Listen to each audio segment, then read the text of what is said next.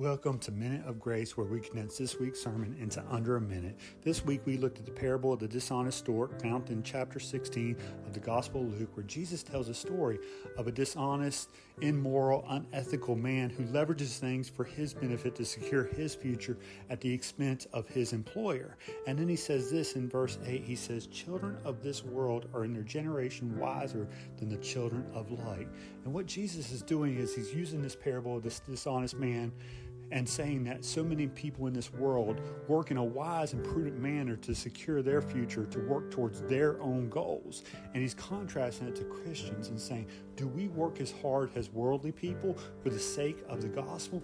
And he's using this as an illustration where we can learn from worldly people and how hard they work for the things they believe, even though they lead to death and destruction, and say, are you working as hard or even harder for the Lord who loved you and saved you? So I hope you've enjoyed this Minute of Grace. God bless.